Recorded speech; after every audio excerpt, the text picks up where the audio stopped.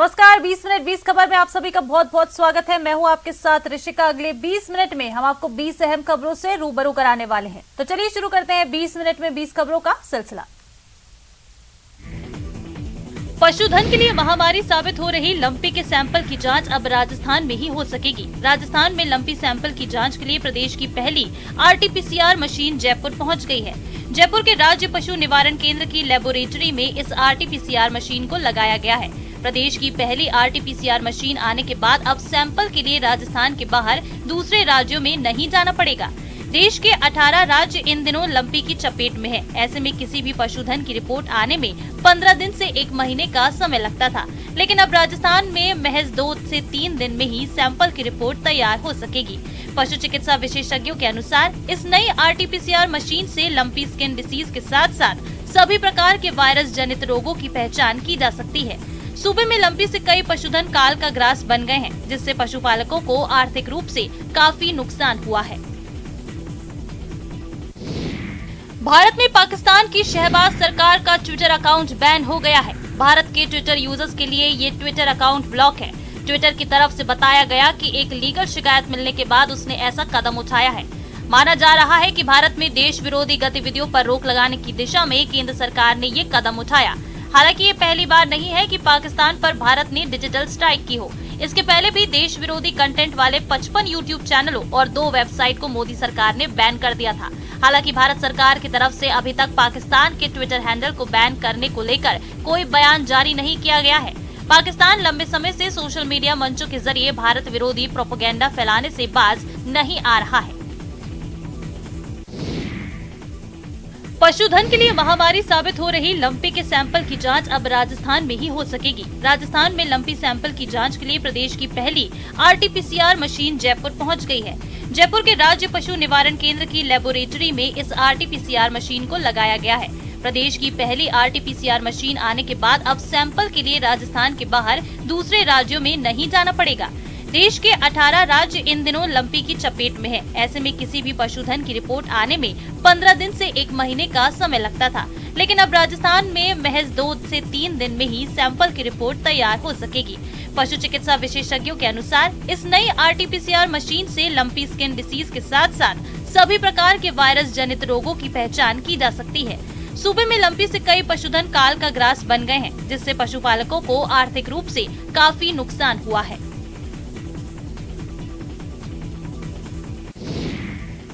इलाहाबाद केंद्रीय विश्वविद्यालय में 400% की वृद्धि के खिलाफ छात्रों का आंदोलन लगातार 25वें दिन भी जारी रहा। संयुक्त संघर्ष समिति के बैनर तले छात्रा आर या पार की लड़ाई लड़ रहे हैं। इस लड़ाई में छात्र मरने के लिए भी तैयार हैं। भूख हड़ताल पर बैठे अब तक कुल 10 लोगों को पुलिस ने कड़ी मशक्कत के बाद अस्पताल में भर्ती कराया है। छात्रों का आंदोलन दिन प्रतिदिन तेज होता जा रहा है। छात्र कभी भू समाधि ले लेते हैं तो कभी जल समाधि, मुंडन संस्कार, आत्मदाह जैसे घातक कदम तक उठा रहे हैं, लेकिन विश्वविद्यालय अपने निर्णय पर अडिग है। विश्वविद्यालय की ओर से साफ कर दिया गया है कि UGC ने फंड में 50% की कटौती की है और विश्वविद्यालय को कहा गया है कि अपने संसाधन और खर्चे इंडिपेंडेंट रूप से वहन करें। केदारनाथ धाम के ठीक ऊपर एवलांच का एक वीडियो सोशल मीडिया पर फिर वायरल हो रहा है। वायरल वीडियो में बहुत ही तेजी के साथ बर्फ का गुब्बार आगे बढ़ रहा है। एवलांच से किसी भी तरह का नुकसान नहीं पहुंचा है। वीडियो देखकर लोगों के जहन में साल 2013 में आई आपदा की तस्वीरें एक बार फिर से ताजा हो गई हैं। हालांकि प्रशासन इस बारे में अभी कुछ नहीं बता पा रहा है कि ये वीडियो कब का है। कुछ दिन पहले भी केदारनाथ धाम के ठीक ऊपर एवलांच का वीडियो वायरल हुआ था, जिससे पूरे प्रशासन में हड़कंप मच गया था। हिमस्खलन की चपेट में आने वाले क्षेत्र को चोराबाड़ी ग्लेशियर कैचमेंट एरिया के रूप में जाना जाता है। ये स्थान केदारनाथ मंदिर परिसर से 5 किलोमीटर की दूरी पर स्थित है। ये वही हिमालय की हिमाच्छादित झील है जो 2013 में उफान पर थी और आधुनिक समय में उत्तराखंड में सबसे विनाशकारी बाढ़ का कारण बनी थी।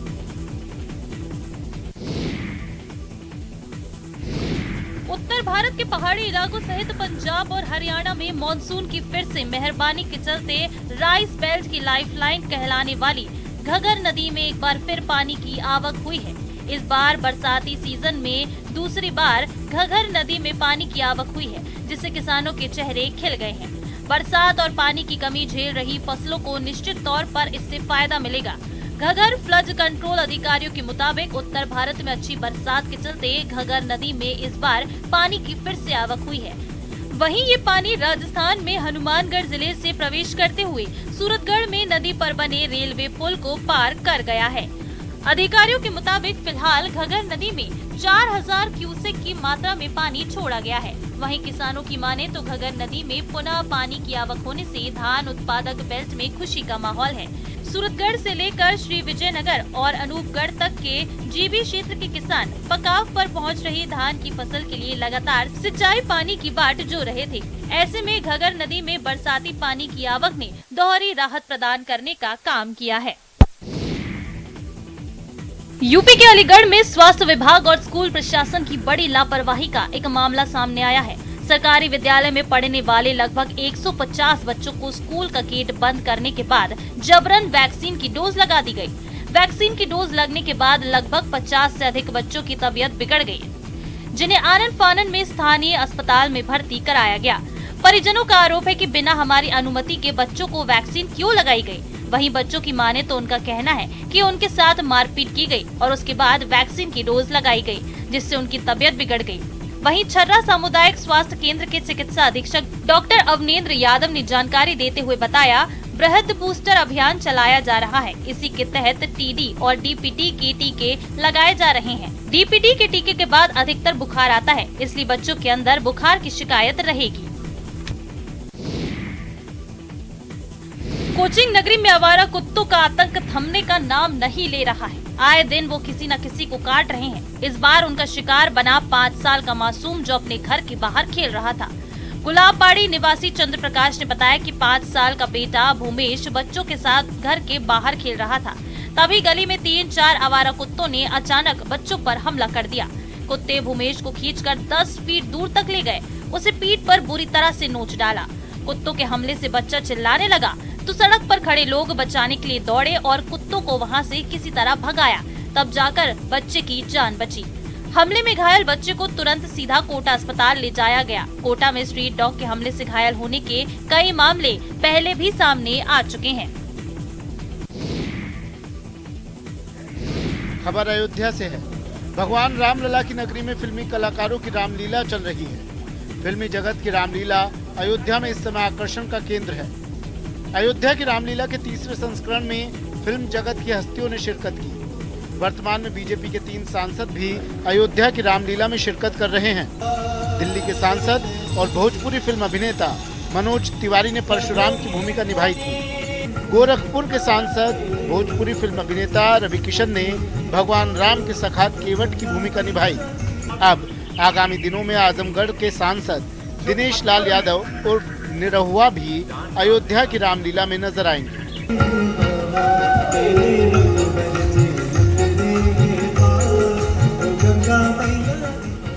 फिल्म अभिनेता रवि किशन ने कहा कि हम अयोध्या भगवान राम की जन्मस्थली पर भगवान राम के सखा केवट के तौर पर अयोध्या की रामलीला में अभिनय कर रहे हैं। यह हमारे लिए सौभाग्य का विषय है।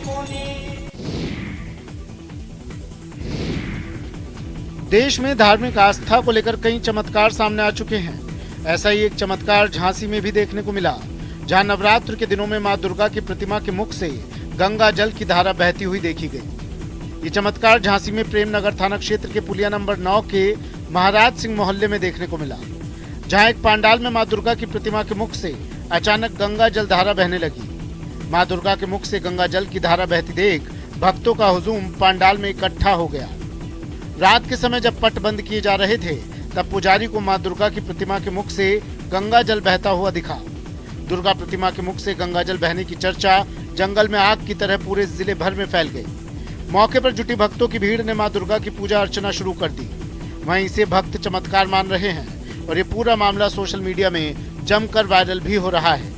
मां की प्रतिमा से निकल रहे गंगा जल को लेकर पुजारी का दावा है कि प्रतिमा के होठों के आसपास चींटियां भी दिखी, जिसे लेकर एक कयास लगाया जा रहा है कि मुख से निकलने वाला जल मीठा है।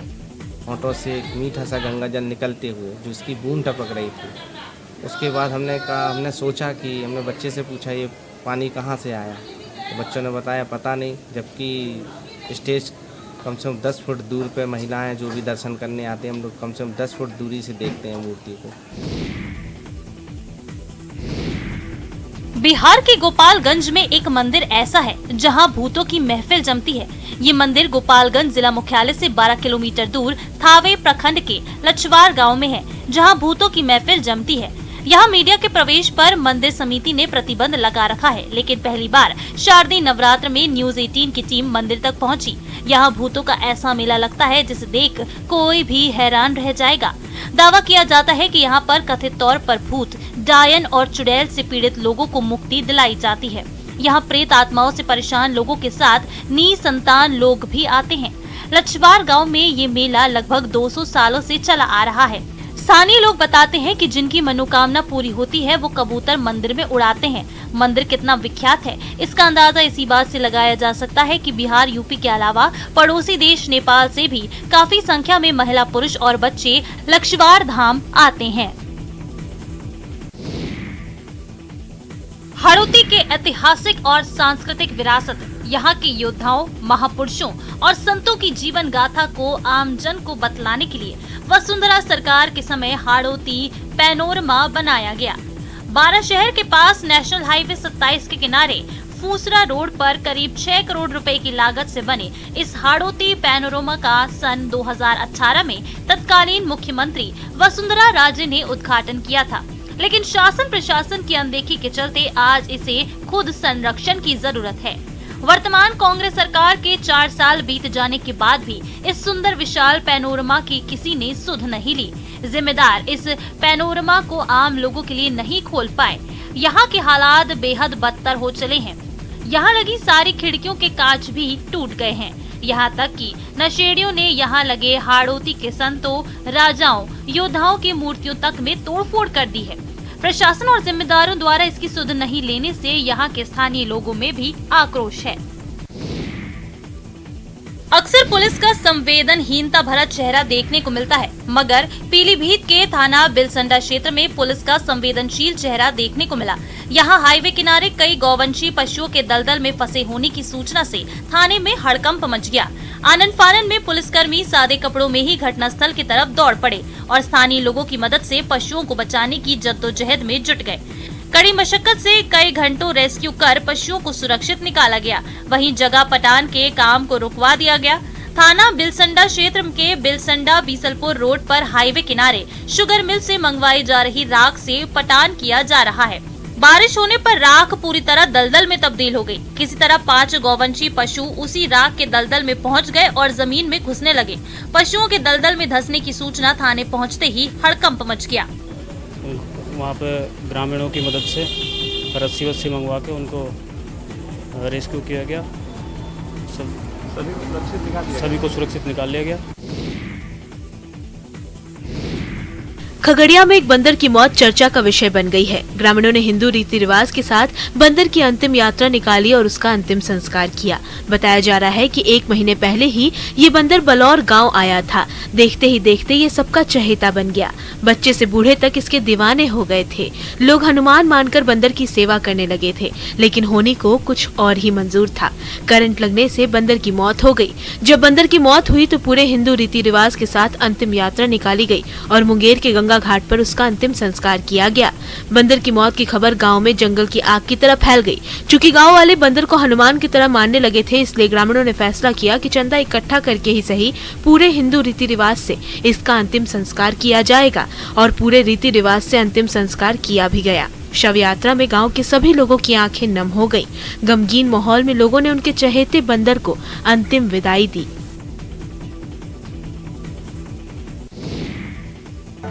शाहजहांपुर में इन दिनों झोले वाली भैंस चर्चा का केंद्र बनी हुई है, जहां एक भैंस रोजाना अपने डेयरी मालिक का झोला लेकर घाट तक पहुंचती है। भैंस का ये क्रम रोजाना चल रहा है। जो भी इसे देखता है वो इसका वीडियो बनाए बिना नहीं रह सकता।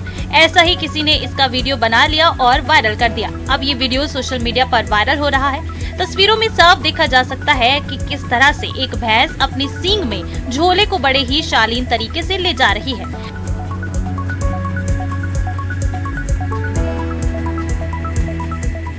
आमतौर पर आपने देखा होगा कि कोई भी भैंस अपने ऊपर एक भी तिनका सिर पर आ जाए तो उसे अपनी मुंडी से हिलाकर गिरा देती है।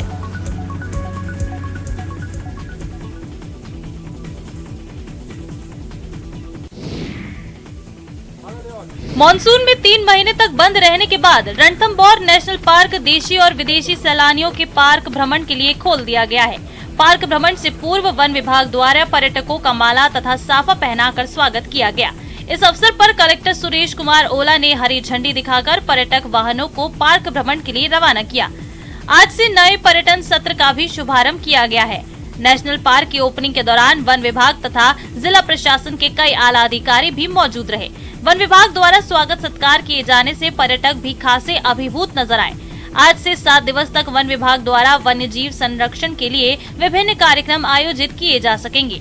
नेशनल पार्क भ्रमण की आज पहली ही पारी में पार्क की क्षमता के अनुसार भेजे जाने वाले सभी 80 वाहन पूरी तरह से फुल नजर आए। पर्यटकों में भी पार्क भ्रमण को लेकर गजब का उत्साह देखने को मिल रहा है। देश का सर्वाधिक लोकप्रिय टाइगर रिजर्व में से एक कान्हा राष्ट्रीय उद्यान का गेट 3 महीने के इंतजार के बाद पर्यटकों के लिए एक बार फिर से खुल गया। खटिया मुक्की सरही के गेट से पर्यटक यहां प्रवेश कर सकेंगे। कान्हा के गेट खुलते ही बड़ी संख्या में पर्यावरण प्रेमी और पर्यटक पहुंचे, जहां उन्होंने चीतल, बारहसिंगा, बाघ और भालू के आसानी से दीदार किए, जिसे पर्यटक देख काफी खुश हुए। 3 महीने के लंबे इंतजार के बाद पहले ही दिन करीब 32 गाड़ियां सफारी का लुत्फ लेने के लिए कान्हा नेशनल पार्क के गेट के अंदर पहुंचे। इस दौरान बेंगलोर, केरल, मुंबई से पर्यटक पहुंचे, जहां उन्होंने प्राकृतिक सौंदर्यता को बहुत करीब से देखा। इस दौरान पार्क अधीक्षक ने बताया कि पार्क में प्रवेश से कोरोना गाइडलाइन का ध्यान रखते हुए सुरक्षा के सभी इंतजामों के बाद पार्क में प्रवेश दिया जा रहा है, जिससे पर्यटक प्राकृतिक सौंदर्यता को आसानी से और बहुत करीब से आसानी से देख सके। अलवर जिले का विश्व प्रसिद्ध सरिस्का बाघ अभयारण्य पर्यटकों के लिए खुल गया है। सरिस्का प्रशासन ने 3 महीने बाद पर्यटकों के लिए इस पर्यटन सीजन की शुरुआत के पहले दिन सुबह करीब 6:30 पर पहली सफारी को प्रवेश दिया। सरिस्का प्रशासन ने पर्यटकों को तिलक लगाकर, माला पहनाकर और मिठाई खिलाकर स्वागत किया। बड़ी संख्या में पर्यटक घूमने के लिए सरिस्का पहुंच रहे हैं। सुबह की पारी में 35 जिप्सी और कैंटर से पर्यटकों को पार्क में प्रवेश दिया गया। करीब 126 पर्यटकों ने आज पहली पारी में प्रवेश किया। सरिस्का के अधिकारियों को